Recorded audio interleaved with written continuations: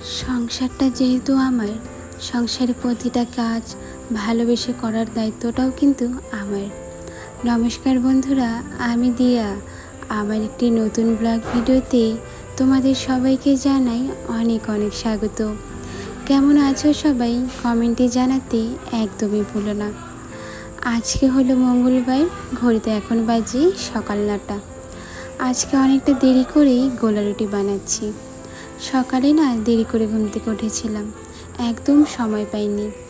আর তার উপর আমার মনেই ছিল না, এমনি এমনি চা খেতে তো ভালো লাগে না, রুটি বা গোলা রুটি করলে কিছু একটা ভালো হতো। তবে কি বলো তো, মনে ছিল না। পরে শাশুড়ি মা বললেন গোলা রুটি বানালে উনিও একটা কাজে নিয়ে যেতে পারবেন। সেই জন্য ঝটপট করে গোলা রুটি বানানো শুরু করে দিলাম। একটা গোলা রুটি বানিয়ে আমি শাশুড়িমাকে দিয়ে দিয়েছি, উনি কিন্তু সেটা নিয়ে কাজে চলে গেছেন। আর এখন আমি নিজে খাওয়ার জন্য বাকিগুলো ভাজা করে নিব। জানো তো, আমি না তেমন একটা রান্নাবাড়ি পারি না। তোমাদের প্রত্যেক ভিডিওতেই কিন্তু আমি কম বেশি এই কথাটা বলে থাকি যে আমি রান্না করতে পারি না। আসলে বিয়ের আগে তো রান্না করতাম না, তখন শুধু পড়াশোনা, মোবাইল দেখা এসবই চলতো। আমি যখন বলতে পারো কলেজে উঠলাম আর কি, উচ্চ মাধ্যমিক কমপ্লিট করে, তখন আমার বাবা আমাকে মোবাইল কিনে দিয়েছিল। আমার সেই মোবাইলটা যেন এখন খারাপ হয়ে গেছে, তবে আমি এখনও পর্যন্ত নিজের কাছে রেখে দিয়েছি। প্রথম মোবাইল বলে কথা। তা যাই হোক, চলো। আজকে সকালে না অনেকগুলো সবজি কেটে দিয়েছিল শাশুড়ি মা। ওই যেমন বেগুন, কাঁঠালের দানা, আলু, আরও অনেক কিছু। চিচিঙ্গাও ছিল জানো। সব কিছু চিকন চিকন করে কেটে দিয়েছিল, সেটা দিয়ে একটা চচ্চড়ি বানিয়েছিলাম। আর তোমাদের দাদা ভাই আলু মাখা খেতে চেয়েছিল, প্রেসারে আলু সিদ্ধ আর কচুরমুখী সিদ্ধ দিয়েছিলাম, সেখান থেকেই আলু মাখা করেছি। আর কচুরমুখী দিয়ে তরকারি করেছিলাম। কচুরমুখী দিয়ে তরকারি খেতে কিন্তু বেশ ভালো লাগে, তবে যদি সেটা আমার মা রান্না করে তাহলে। আমি না নিজে ভালো একটা কচুরমুখীর তরকারি বানাতে পারি না। তা যাই হোক, চলো। আজকে কিন্তু আবার অনেকগুলো বাসন রয়েছে।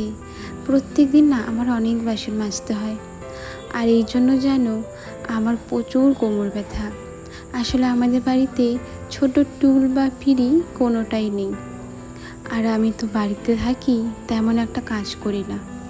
আর জানোই তো, মধ্যবিত্তদের সংসার, একটা যদি বেশি খরচা করি, মানে তোমাদের দাদা ভাই যেই মাইনেটা পায় সেটার থেকে যদি বাড়তি খরচা করে ফেলি, তাহলে কিন্তু অনেক কষ্ট হয়ে যায় মাসের শেষে। একটা সংসার চালাতে গেলে কিন্তু অনেক টাকার প্রয়োজন। এই জন্য আমি সবসময় ভেবে চিন্তেই খরচা করি। যেটার কোনো দরকার নেই সেটা খরচা করি না। একটা টুল কেনার ভীষণ প্রয়োজন। আমি তো ভেবেছি এবার রথের মেলায় গেলে যদি পাই তাহলে কিনবো। এই যে দুর্গাপুজো গেল না, মানে অনেকদিন আগেরই কথা, যখন গিয়েছিল দুর্গাপুজো, তখন আমি আর আমার মা একটা মেলায় গিয়েছিলাম। সেখানে গিয়ে 50 টাকা দিয়ে একটা টুল কিনেছিলাম। আমাদের বলেছিল 85 কেজি ওজনের মানুষও নাকি বসতে পারবে। 2 দিন পরেই টুলটা ভেঙে গেছে, একদম ফেটে গেছে। তা যাই হোক, তোমাদের সাথে অনেক গল্প হলো, অনেক পুরনো দিনের কথা মনে পড়ে জানো। সেই জন্য মাঝে মাঝে ভিডিওতে তোমাদের সাথে শেয়ার করি, মনটা হালকা হয়ে যায়। আমি তো সারাদিন বাড়িতে একাই থাকি, কারোর সাথেই কথা বলি না, এমনকি পাশের বাড়িতেও যাই না। সেই জন্য কিন্তু নিজেকে মাঝে মাঝে বোবা মনে হয়। আসলে একা একা থাকতে ভালো লাগে, তবে মাঝে মাঝে যখন কারোর সাথে কথা বলি না, তখন একাও মনে হয়। কিন্তু একটা বিষয় আমার খুব ভালো লাগে, কারোর সাথে ঝগড়া করার বদলে একা চুপচাপ থাকা খুবই ভালো। তো যাই হোক, অনেক কথা বলে ফেললাম। তোমরা যে আমার আগের ভিডিওতে মিষ্টি মিষ্টি কমেন্ট করেছিলে, সেই কমেন্টগুলো পড়ে নিই চলো। টিনা শর্মা লাইফস্টাইল চ্যানেল থেকে বলেছ, দিদি ভাই রান্না করতে করতে তোমার ভিডিওটা দেখে নিলাম, খুব সুন্দর লাগলো তোমার ভিডিওটা। ধন্যবাদ গো দিদি ভাই তোমার এই মিষ্টি কমেন্টের জন্য। আরও কমেন্ট করেছো মিনু ফ্যামিলি ব্লগ চ্যানেল থেকে, দিদি ভাই লাইক দিয়ে পুরো ভিডিওটা দেখে নিলাম, অনেক ভালো লাগলো। সব সময় পাশে থাকবো দিদিভাই, আমাকে আশীর্বাদ করবেন দিদিভাই, অনুরোধ রইল। এইভাবে বলো না গো, অবশ্যই পাশে আছি, তবে অনুরোধ করার কোনো প্রয়োজন নেই।